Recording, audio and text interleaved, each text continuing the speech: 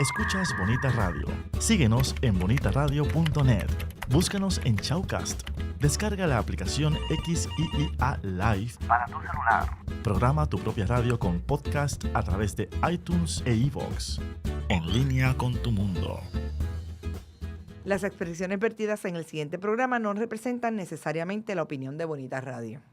Las opiniones son exclusivas de sus autores.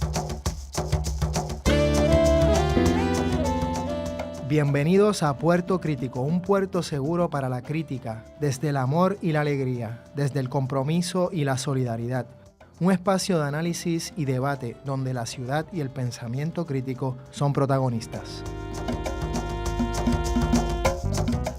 Bienvenidas y bienvenidos a Puerto Crítico y bienvenidas a este nuevo año 2017 y bienvenidas y bienvenidos a estos momentos de alegría, porque hay que decirlo, hay que celebrarlo también. La luz se asoma, aunque en una noche oscura, digamos, y esa luz pues obviamente es Oscar López Rivera, y celebramos la noticia que recibimos ayer, que Oscar va a estar con nosotros el 17 de mayo y ya pues obviamente se ha conmutado la condena, entiendo yo, sin ningún tipo de condición.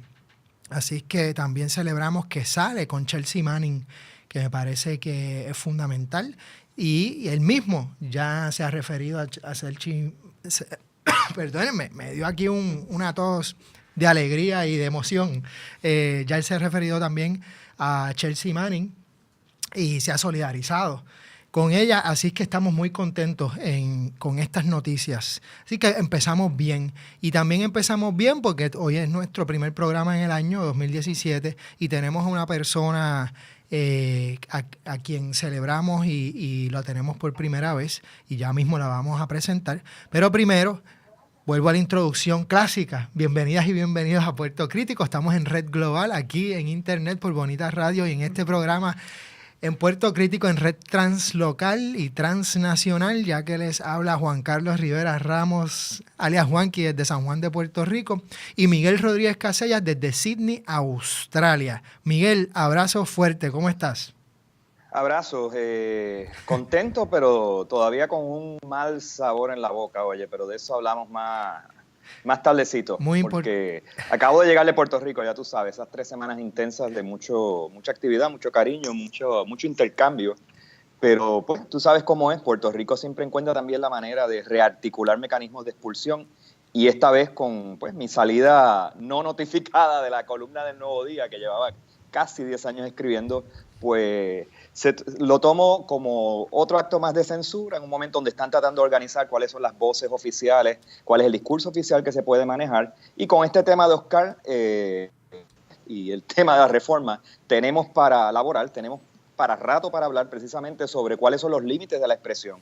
Porque me preocupa con el asunto de Oscar y piso adelante, Juanqui, perdona que me meta ahí en lo que voy a hacer un saludo ella, pero piso adelante porque me preocupa con lo de Oscar como desde antes de todo el proceso, ¿no? de unirnos y tratar de sacarlo con todas las estrategias, todas son válidas, hay que decirlo, pero pues hay una tendencia a vainillar estas figuras, a descafeinarlas, a quitarles los contenidos más escabrosos y de momento tú ves todas estas portadas cursilonas en la prensa del país, tratando de capitalizar del cariño y de la contentura que tenemos todos, pero por otro lado es esa misma prensa, son esos mismos poderes que siguen enquistados y que siguen controlando la línea discursiva que se debe utilizar. O sea, esta mañana leía un artículo de The Guardian precisamente sobre el lenguaje de resistencia y cómo en momentos críticos, en alusión a la era de Trump, pero nosotros también tenemos nuestro dictador allá adentro, hay que revolucionar el lenguaje, hay que reclamar el lenguaje, incluso el extremo dentro del uso del lenguaje. Y nada, ya hablaremos de eso por ahí, pero contento y triste a la vez. Esa es la respuesta a tu pregunta, que cómo estoy. Pues buenísimo, y me parece que trae precisamente el elemento crítico que es fundamental y a cual dedicamos este programa y queremos seguir dedicando todas las semanas, porque pues claro está, tiene que ser matizada esa alegría y obviamente por eso digo una pequeña luz o una luz puede ser grande también dentro de una noche oscura. Y con nosotros también, por otro lado, pues está una alegría en el sentido de que tenemos un gran invitado con nosotros que lo queríamos tener desde hace tiempo por sus diferentes intervenciones en las redes sociales, por sus artículos en diferentes revistas de Puerto Rico, y también por su trabajo como licenciado, como abogado y como profesor. Con nosotros tenemos a Luis José Torres Asensio, quien trabaja en la Facultad de Derecho de la Universidad Interamericana y dirige la Clínica de Derecho Ambiental de esa facultad. Y también trabaja, o digamos, es profesor en un curso en la Escuela Graduada de Planificación. Y nada, Luis, gracias por estar con nosotros. De verdad que hace tiempo que queríamos estar contigo. Gracias a ustedes. Saludos, Miguel, y saludos, Juanqui. Y comparto ese sentir de alegría y tristeza a la vez. Yo creo que vivimos en tiempos en donde casi uno tiene que sospechar de las alegrías permanentes. Así que, y este país no nos permite tener muchas de ellas. Así que definitivamente que, bueno, ante el panorama sombrío y sobre todo con esto último de la reforma laboral, ¿no? Pues tenemos mucho, ¿no? Por lo cual estar muy tristes o preocupados o rabiosos y rabiosas, ¿no? Definitivo. Y Miguel, me parece que también lanzaste algo importante y qué bueno que lo hiciste, y es la censura. Lo que pasó con El Nuevo Día, que ya no vas a estar participando en una columna que me parece es una columna muy seguida por mucha gente, seguidores y detractores por igual. Una columna que, bueno, mucha gente espera y que bueno, como dices, 10 años no se dice fácil, constantemente aportando, digamos, a esas miradas críticas, y que de repente pues ya no va a ser aceptada, pues nos pone a pensar de que también estamos entrando en otros momentos de lucha política, otros momentos precisamente de defensa de las libertades, de defensa de los derechos, y de lo que es o no es permitido, de lo que es o no es ser ciudadano y ciudadana, de lo que es y no es la democracia.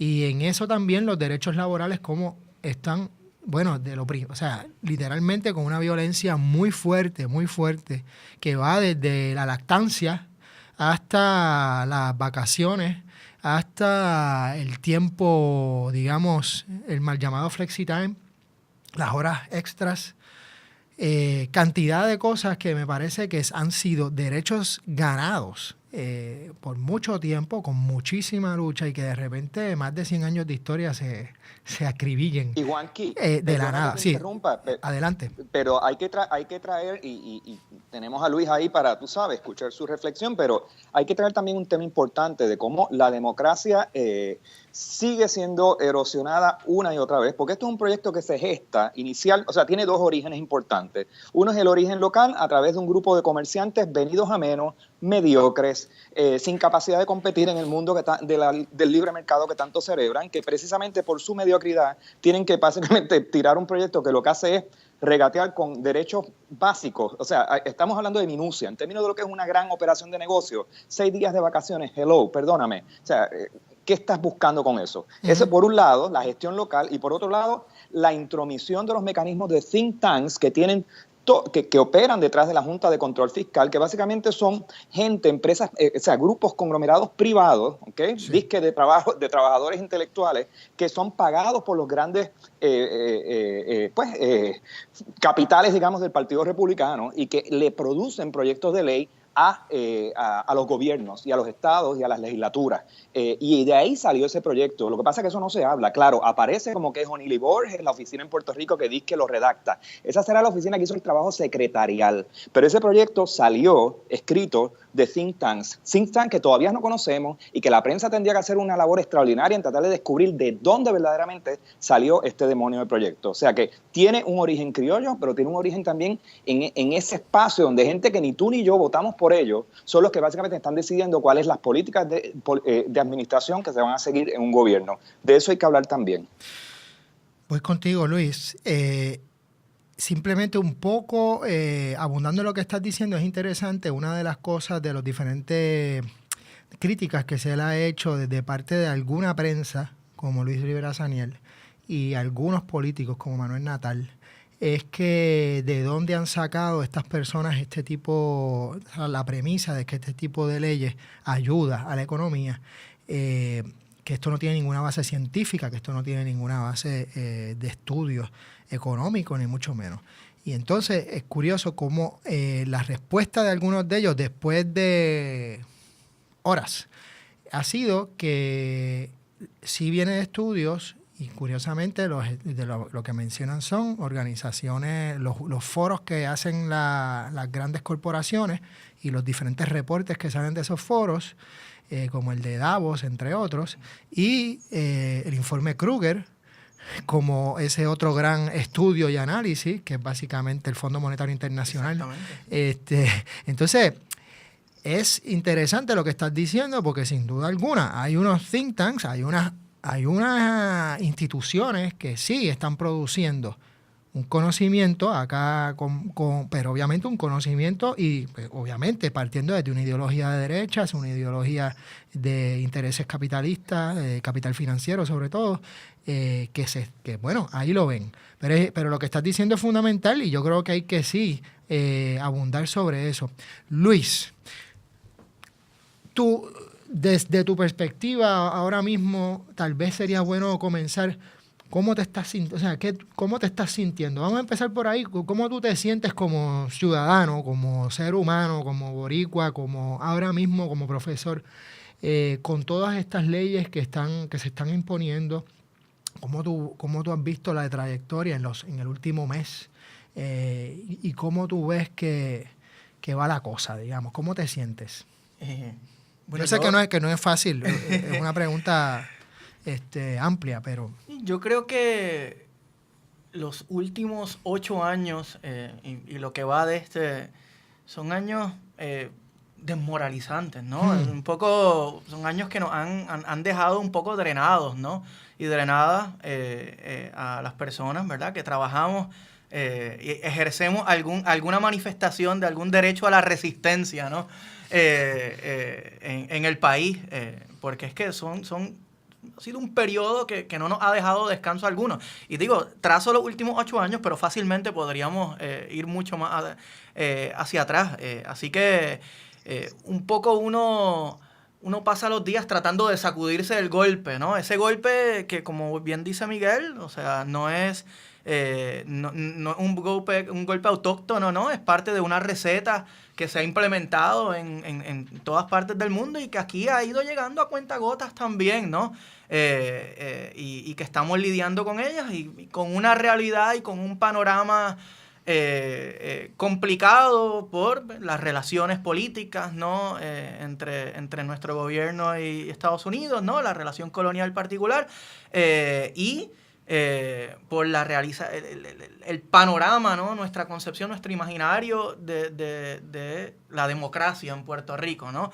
Y las dificultades que hemos enfrentado con desarrollar proyectos alternativos que puedan incidir, ¿no? en los discursos que han prevalecido. Así que yo creo que desde todos esos espacios, hasta desde la columna de Miguel, con Miguel, que me solidarizo mucho también, o sea, porque el trabajo va dirigido a eso mismo, ¿no? A resistir y a confrontar ese discurso oficialista, que desde el derecho podemos llamarle el derecho positivo, pero cansa, ¿no? Y drena y desmoraliza a uno, definitivamente. Así que uno todo el tiempo está buscando a qué aferrarse, ¿no?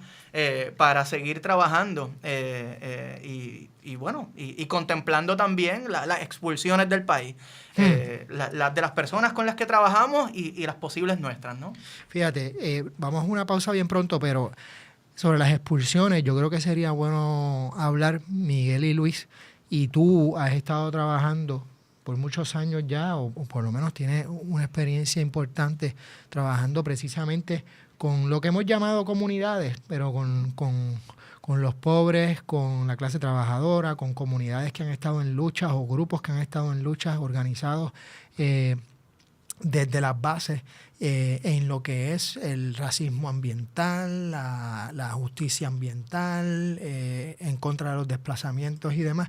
Y sería bueno también tu óptica de cómo se está viviendo o cómo tú crees que se está viviendo estas nuevas violencias allí, que para allá no son nuevas, pero tal vez se profundizan y se hacen más fuertes aún.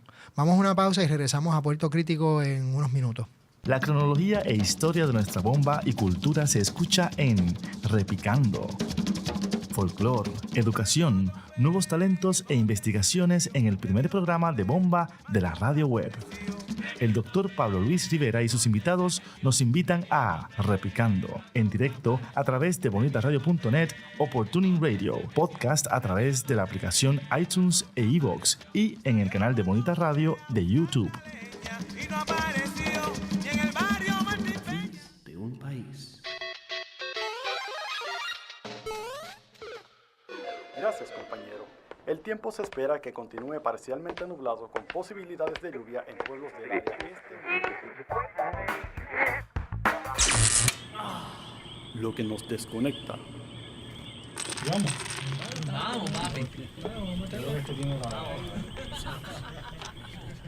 Nos une. Hola, soy el doctor Emilio del Carril y estoy aquí para invitarlos a escuchar De Letras. El quehacer literario tiene su espacio en el primer programa radial de literatura desde la radio web. Conversamos con aquellos para quienes la palabra es el oficio. Escúchelo por bonitaradio.net, por podcast a través de iTunes e iVoox o por el canal de YouTube de Bonita Radio. Are we recording? I think we're recording this. Hello, this is Dr. Richtofen. Y Emma White. Y JRC con nuestro técnico Robaneno. ¡Woo! Y puedes escuchar La Pizzería todos los viernes de 6 a 7 con nuestros personajes como... ¡Y Mario! My name is Jeff. En What the Fun tenemos secciones de juegos, películas, series, cómics y secciones de vacilón. Todos los viernes de 6 a 7. Esto es solo el comienzo. Y regresamos a Puerto Crítico, hablando del derecho crítico, hablando de las expulsiones, hablando de la deforma laboral o la reforma laboral que se está imponiendo en estos momentos. Y bueno, y todavía tiene que pasar en el Senado, o por lo menos creemos que está en ese proceso en estos momentos. Básicamente hablando de la violencia estructural. Y con ello pues tenemos a Luis José Torres Asensio con nosotros y estamos muy felices por ello. Y Luis estaba un poco trayendo la noción de las expulsiones y cómo eso se vive en Puerto Rico y se está viviendo en Puerto Rico a diferentes grados. Y tú, pues, dirigiendo la clínica de Derecho Ambiental y también trabajando con estos temas con diferentes grupos comunitarios alrededor de Puerto Rico, pues, creo que tienes otras perspectiva o por lo menos tienes otras miradas y sería interesante ver cómo tú ves la cosa desde ahí. Claro, o sea, el proyecto de la reforma laboral es la articulación de una política que se ha venido manifestando en muchísimos otros temas. Las últimas 3 administraciones de Puerto Rico han utilizado el mecanismo de las declaraciones de emergencia, por ejemplo. O sea, que un poco todo esto se articula dentro de un estado permanente, ¿no?, de emergencia o de excepción en Puerto Rico. Y en el caso de esas declaraciones de emergencia se han utilizado para hacer lo mismo que pretende esta reforma laboral en el campo medioambiental y en el campo de la planificación y los usos de terreno. Eximir, ¿no?, exceptuar de la aplicación de las políticas públicas los términos y los procedimientos que aparecen en la legislación y en la política pública ambiental en Puerto Rico, que tampoco es que sean una panacea, ¿verdad? Pero bueno, pues claro. Requieren, ¿no?, algún grado de evaluación un poco más detenida en cuanto a proyectos de gran envergadura del Estado. Así que lo hemos visto manifestándose de esa manera. Y si hablamos, por ejemplo, de los temas de la vivienda que mencionabas ahorita, ¿no? O sea, un poco en Puerto Rico lo que hemos visto en los últimos años es un poco como la política pública del país persigue a la pobreza, ¿no?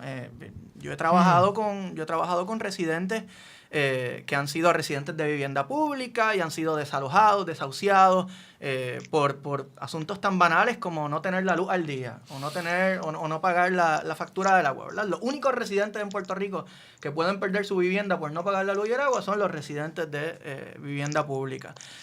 Y entonces pasan a rescatar una comunidad, a rescatar un espacio y luego son desalojados también allí. O personas que son expropiadas, como la comunidad Mainé en Guaynabo, que su único problema es que estaban cerca del Centro de Bellas Artes de Guaynabo, así que por supuesto que no podemos tener pobres viviendo allí, ¿verdad? O sea que vivimos en un Puerto Rico muy hostil a lo que llamaríamos poblaciones excedentes. Para el orden neoliberal, ¿no? Exactamente. Y eso se está manifestando en distintos campos y bueno, pues lo llevamos viendo algunos años. Por eso quizás una de las cosas más bonitas y un poco tratando de presentar, ¿verdad?, los esfuerzos de resistencia del movimiento ambiental en Puerto Rico ha sido de que desde hace muchos años ha dejado, y yo creo que la comunidad de Tallaboa en ceniza, y con el tema de las cenizas lo he ejemplificado muy bien, ese acto de desobediencia, de resistencia y un poco de desatención a los discursos o a la primacía de los discursos del derecho, de la ley y el orden y hasta de la ciencia en algunos contextos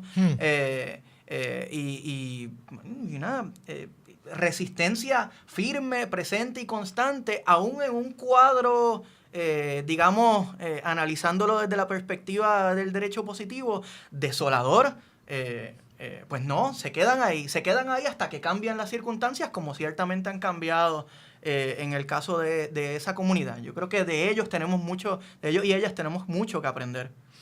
Esos grandiosos puntos ahí de precisamente cómo, a pesar de todo esto en contra, el derecho positivo, como has dicho, se logran a través de la lucha dura los cambios. Miguel.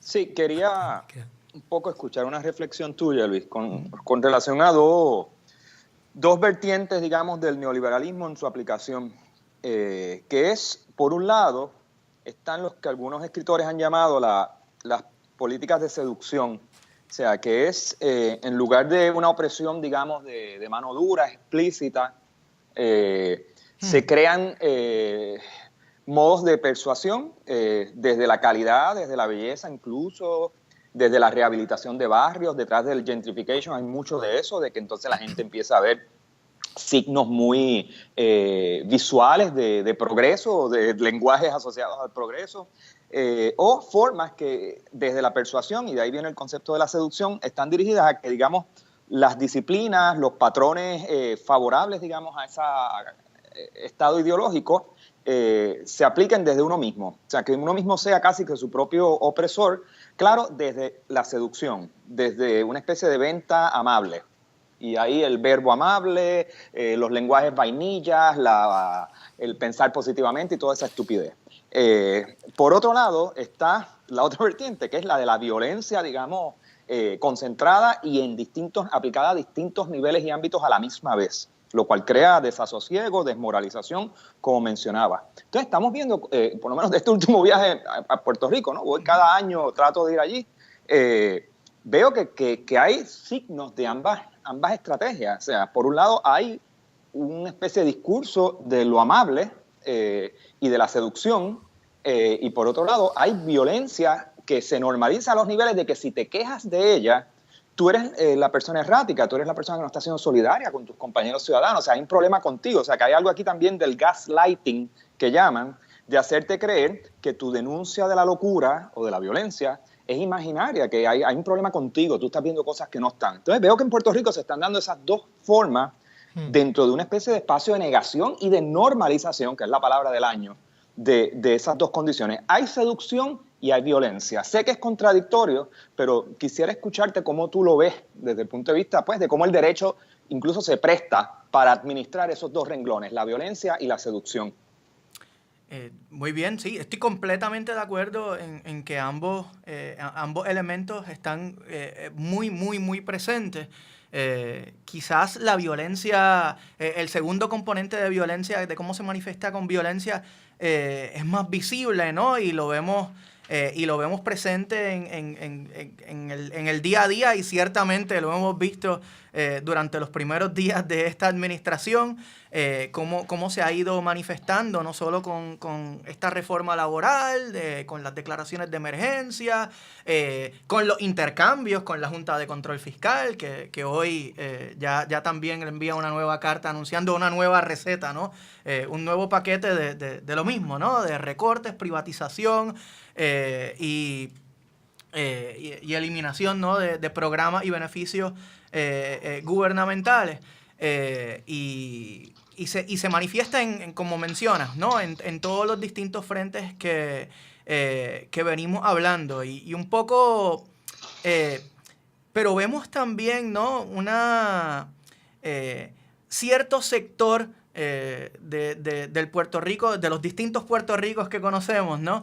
Que sin necesariamente formar parte, digamos, de esas élites de las que tú tanto escribes también, de las élites de Garden Hills, o las élites en los distintos círculos, de manera un tanto silenciosa también, pues perciben, ¿no? O participan de algunas de estas violencias, ¿no? Y comparten, o sea, y me parece que ahí encaja con los discursos de seducción que mencionas. O sea, tenemos personas, bueno, y ahí entra también el tema el llamado revolving door, ¿no? De personas que entran y salen del gobierno. Tenemos personas que acaban de salir del gobierno, por ejemplo, algunos colegas, e incluso personas que en algún momento uno ha llamado amigos y amigas, que culminan su labor en el gobierno y luego se integran, ¿no? a la práctica privada, o se convierten en los nuevos emprendedores y emprendedoras, y de repente salen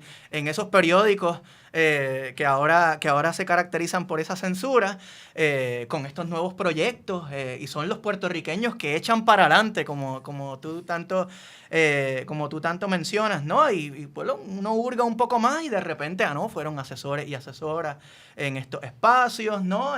Antes trabajaban en estos bufetes muy conocidos, adelantando, ¿no? estos mismos intereses, pero sin cogerse, o sea, sin perjudicar su imagen nunca, ¿no? O sea, sin perjudicar, porque nunca colaboraron activamente y son simplemente impulsadores silentes, ¿no? de estas políticas. Así que veo mucho de eso también, como también ciertamente dentro de lo comunitario, pues tenemos también toda la preocupación y todo el fenómeno de la cooptación, ¿no? Que se manifiesta mucho en estos planos, ¿no?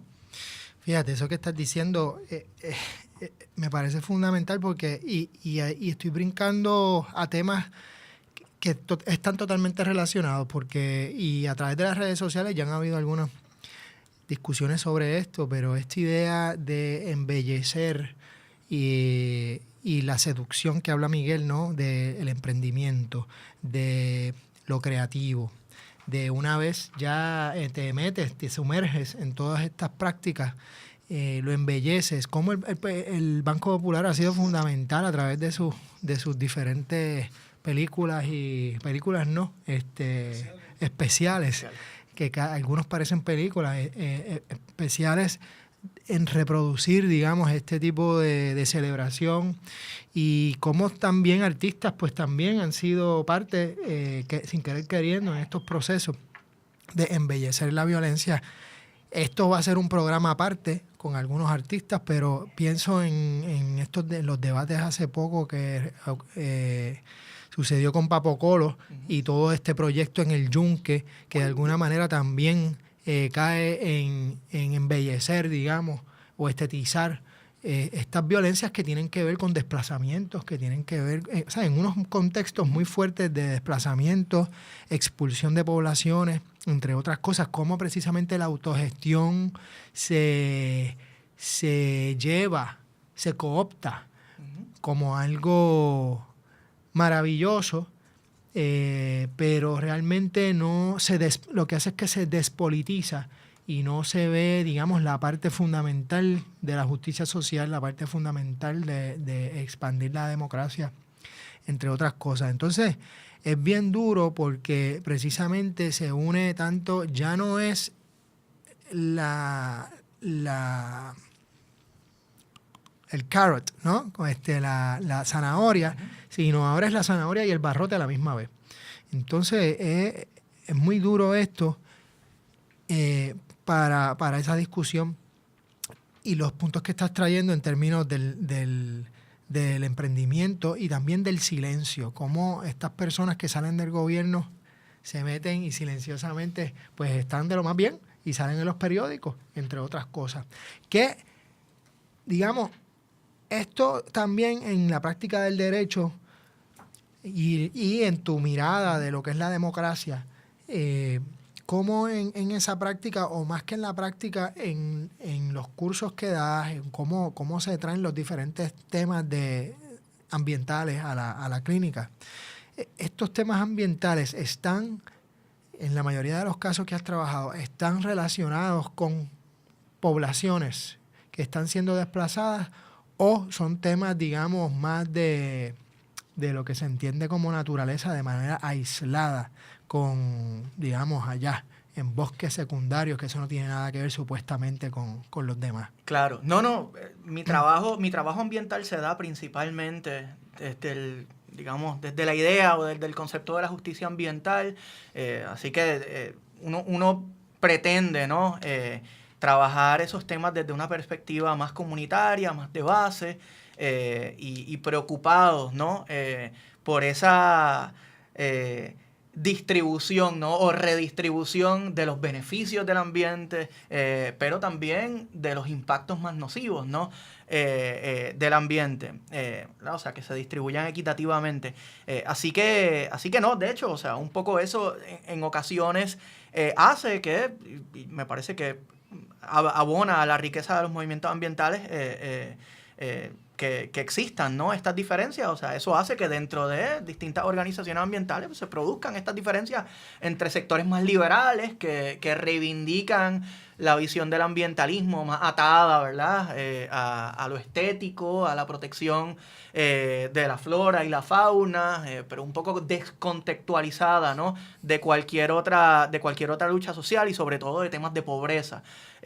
Mientras que uno, pues no, integra esos temas y le da incluso mucha prominencia, ¿no?, porque los ve como parte de una secuencia.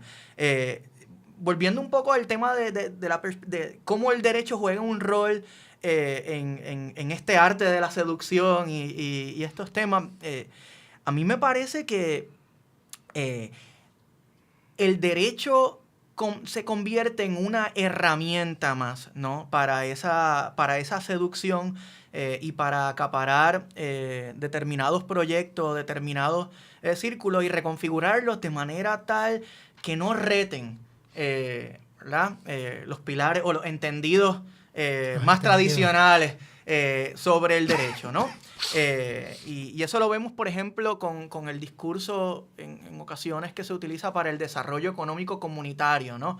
Y un poco esta idea de, no, vamos a trabajar con las comunidades para que las comunidades sean emprendedoras, ¿no?, y creen sus propios negocios y sean los protagonistas de sus luchas, ¿no? Y de repente, pues, y eso lo hacemos de manera completamente descontextualizada de la calidad de vida de estas personas, del acceso, ¿no?, a fondos, a fuentes de financiamiento, a herramientas, ¿no?, para procurar el éxito, ¿no?, de esos negocios, y lo que estamos es creando deuda nueva.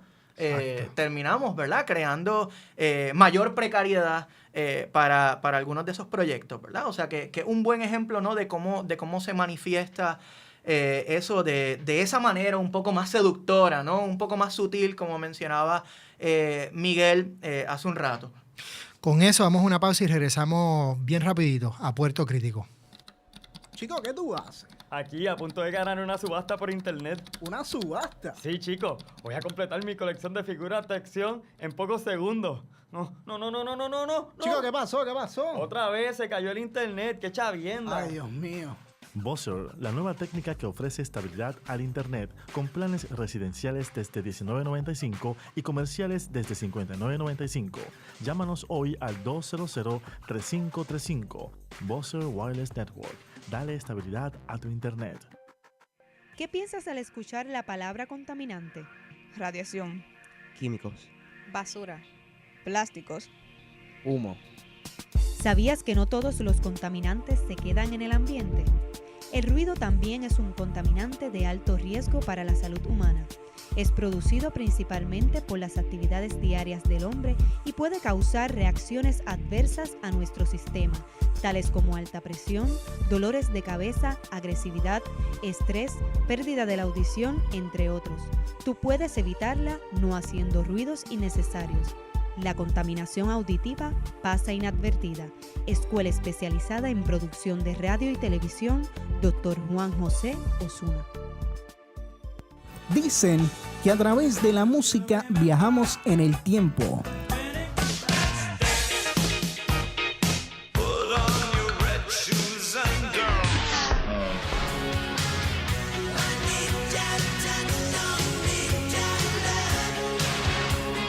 Los éxitos que nunca pasan de moda los escuchas en La Rocola.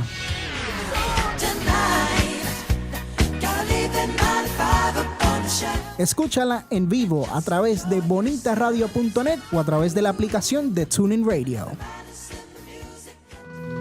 Una vez alguien preguntó, ¿qué valor tiene la cultura cuando la experiencia no nos conecta con ella? Culturéate es la revista radial que nos acerca a la identidad, pero sin perder la movilidad. Perpetuamos las dimensiones esenciales de la vida humana desde la entrevista, porque la cultura es lo que queda cuando todo se olvida. Escuche Culturéate en directo a través de bonitaradio.net o por Tuning Radio, podcast a través de la aplicación iTunes e iVoox y el canal de Bonita Radio de YouTube. Y regresamos a Puerto Crítico con Luis José Torres Asensio, hablando de varias cosas desde el derecho crítico, y esas varias cosas pues tienen que ver obviamente con las políticas violentas, no digamos de austeridad, que eso es otra manera de estetizar todo esto, un concepto que puede ser muy bonito, lo usamos para referirnos a algo que realmente es violento, ¿no? Políticas al final de desposesión, desposesión para la acumulación de la riqueza para unos pocos, como diría el gran David Harvey. Exactamente. Y entonces eso yo creo que es fundamental reconocerlo, y es fundamental reconocer también que están bajando. Cada semana vienen más y más leyes violentas. Estamos recibiendo ya por diferentes medios las nuevas cartas, digamos, las misivas de la Junta. Y pues obviamente ya uno va viendo cómo se van desmantelando diferentes instituciones que han sido fundamentales en Puerto Rico en todos los sentidos, desde la perspectiva sociológica, económica, política, cultural, etcétera. Y bueno, hace poco estábamos leyendo sobre la Universidad de Puerto Rico y algunos cambios que vienen. No lo hemos leído todo, pero hay que estar muy pendiente porque esto se está dando a una velocidad enorme, a la misma vez que también obviamente se está dando la reforma laboral. Y es increíble porque, o no es increíble, ya desde hace mucho tiempo, Naomi Klein, entre otros, muchos, han hablado del shock therapy, ¿no? La terapia del shock. Como el neoliberalismo, pues básicamente se basa precisamente en crear un shock que básicamente hace que no te permita movilizarte y organizarte, porque hay tantas y tantas cosas y tantas violencias ocurriendo a la vez que es casi imposible, no vamos a decir que es imposible jamás, pero que es casi imposible uno poder reaccionar, y precisamente ese es el problema, que no se puede reaccionar, que hay que de alguna manera estar organizado y poder ir y resistir, y en el camino de ese resistir transformar también algo pues que obviamente es duro, pero hay que reconocer lo que se está haciendo, y esto parece ser parte precisamente de esa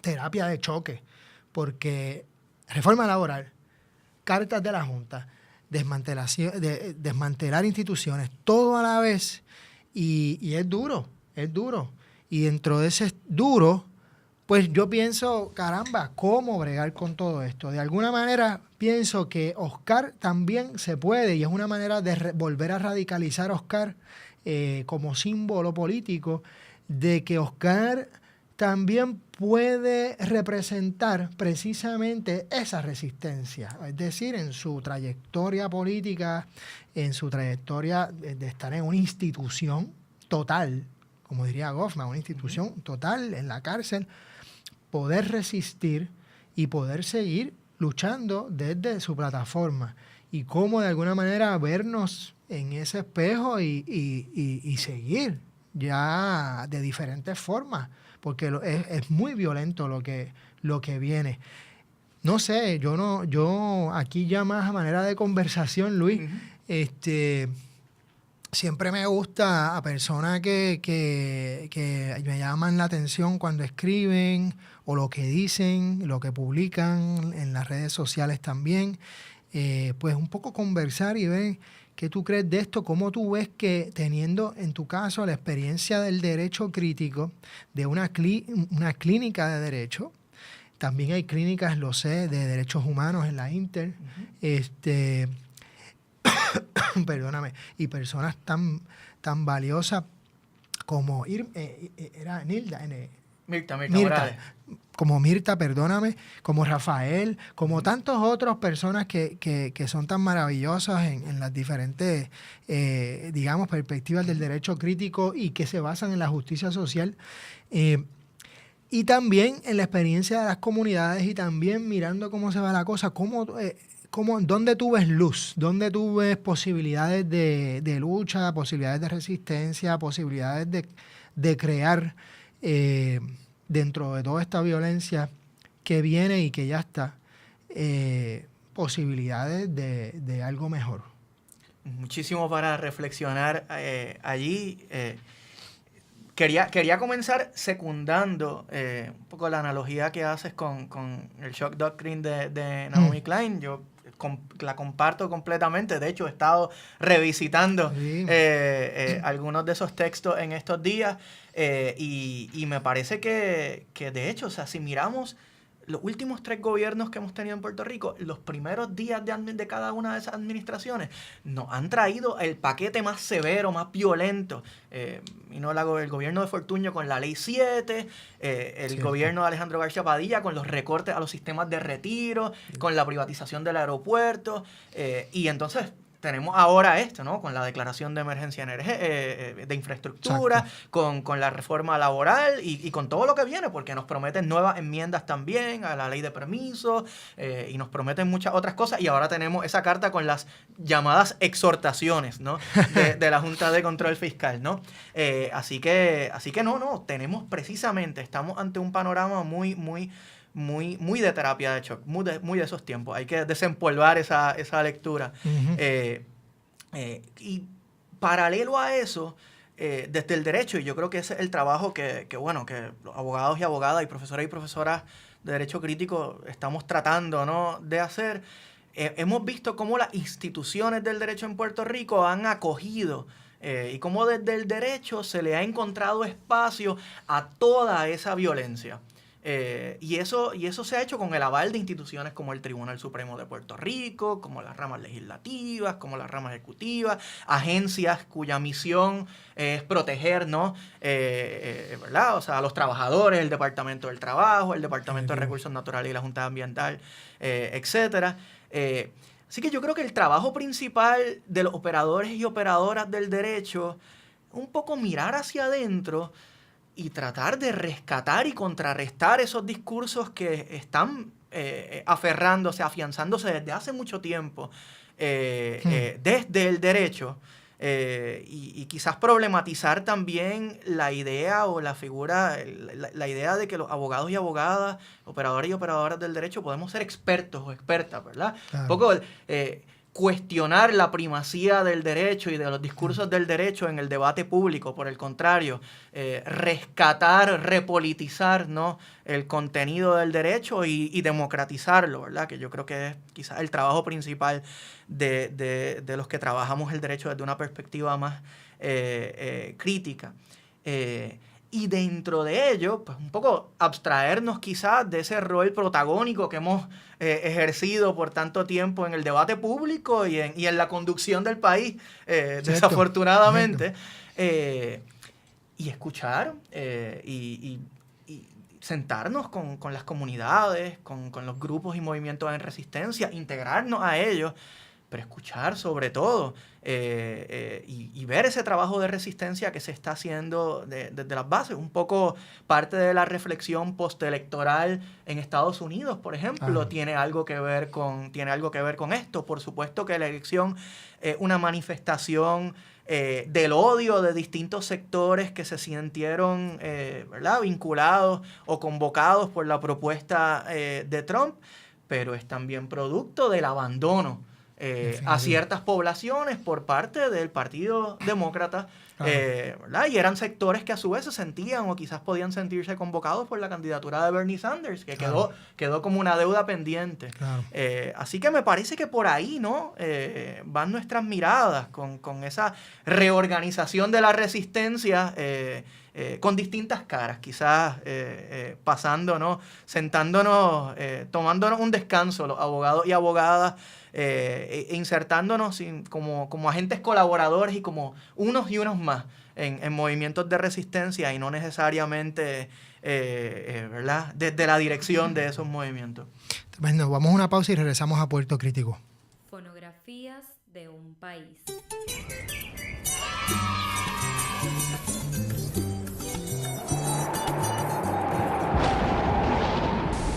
Continúa el drama fiscal de Puerto Rico. Llegó la hora cero para Puerto Rico. Está sumido en la mayor crisis fiscal de su historia. Hasta siempre, mis jíbaros.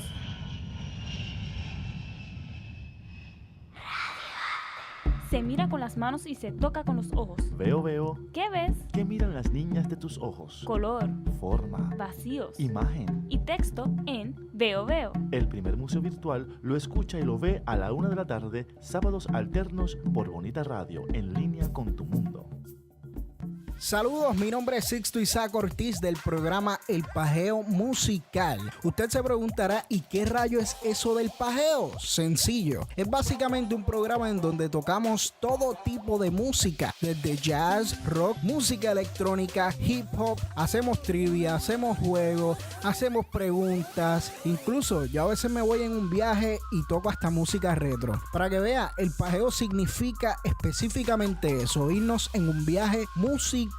Así que si te parece bien la idea, puedes escuchar el programa todos los martes y jueves de 10 a 12 de la tarde, como también puedes escucharlo los martes de 7 a 9 de la noche. Así que si te gusta, no tienes excusa, puedes escucharnos a través de bonitaradio.net y la aplicación de TuneIn Radio desde tu celular.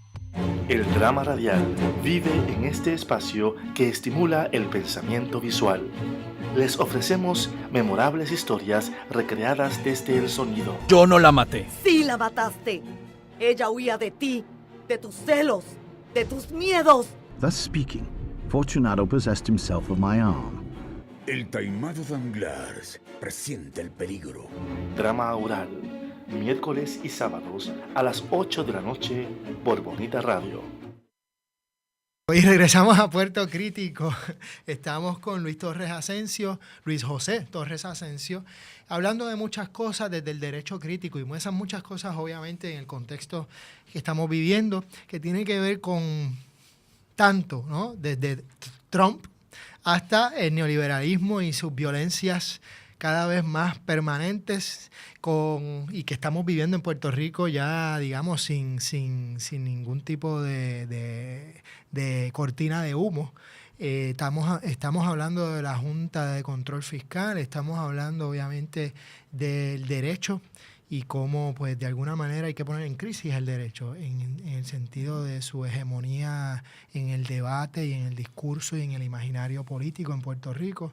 Y también estábamos hablando aquí en la pausa un poco cómo de alguna forma poner en crisis la idea de las instituciones como lugares sacrosantos, ¿no? Que de alguna manera hay que seguir. Ese debate es un debate importante, me parece. Obviamente también desde la sociología a veces uno pues también reconoce que las instituciones hay que ponerlas en crisis, número uno. Y número dos, también que las instituciones son necesarias. O sea, entonces un poco casi como una esquizofrenia o una bipolaridad aquí de creo en las instituciones y sin embargo las instituciones hay que desarticularlas o criticarlas de manera sistemática. Entonces, ¿cómo uno, pues, a qué conclusión llega en estos procesos? Se podrían radicalizar, democratizar, transformar esas instituciones. Hay que quebrarlas y crear otra cosa. ¿Qué cosa? Obviamente son preguntas que uno no puede contestar en 5 minutos, ni siquiera a veces en toda una vida. Pero es interesante porque lo traíste al medio y me parece fundamental. Así que lo traigo a colación. Hablaste de, fíjate, nos faltó este punto de las instituciones. Me parece que es importante que lo discutamos. Así que nada, ¿a qué te referías con eso? Yo creo que las instituciones sí son necesarias, pero creo que en ocasiones pecamos de venerarlas, ¿no? Y que parte del trabajo que tenemos que hacer es perderle ese respeto, ¿no? Y que las instituciones se ganen su existencia, su derecho a la existencia y sobre todo su respeto y su legitimidad por el trabajo que hacen, ¿no? Y un poco llevamos algún tiempo, particularmente desde el derecho, en donde, y esto es algo que ha desarrollado la profesora, colega y amiga Erika Fontanes y el profesor Efren Rivera Ramos, de instituciones que ejercen el poder sin legitimidad, ¿no? Que ejercen el poder simplemente porque lo ostentan, ¿no? Y sin embargo, no vemos o digamos, no se ha dado un proceso acelerado de pérdida del respeto a esas instituciones. Y yo creo que ese trabajo lo tenemos que hacer. Tenemos que visibilizar esas injusticias que emanan desde esas instituciones como parte de ese proceso de confrontación y de resistencia al trabajo, al producto del trabajo de ellas, ¿verdad? Y un poco, quizás, gran parte de esta reflexión la hago teniendo a los tribunales, ¿no?, en mente. Okay. El rol que los tribunales están desempeñando en todos estos tiempos de discursos de crisis, ¿no? Y cómo se ha manifestado, cómo han sido una herramienta para avalar todos estos paquetes y toda esta receta, ¿no?, neoliberal que nos han estado imponiendo, ¿no? Así que si ese ha sido el resultado del trabajo de esas instituciones, tenemos que confrontarlo y tenemos que empezar a indagar quiénes son los jueces en Puerto Rico, cómo se nombran, por qué se nombran, qué experiencia tienen, claro. Y un poco rasgar esas paredes, como dice Erika, de esas instituciones para darnos cuenta que no, o sea, hasta tanto no retomemos esas instituciones, y cuando hablo de retomar me refiero al pueblo, a la ciudadanía, al demos, ¿no? Pues no podemos verla como parte de la solución en el diseño de estrategias de resistencia, ¿no? Fíjate, y ahí tengo que brincar y aplaudir porque sí, precisamente entiendo que por ahí es fundamental y es la idea de la radicalización o repolitización de la ciudadanía, entendido como aquellos y aquellas que se involucran, ¿no?, en la esfera pública para obviamente discutir sobre los derechos y sobre las libertades y sobre las posibilidades de vida en el colectivo, sobre el demos. Y en ese sentido me parece fundamental, sí, meterse y transformar esas instituciones. Y lo que me preocupa es que, de alguna forma, yo sí creo que hay una crisis de legitimidad enorme. Uh-huh.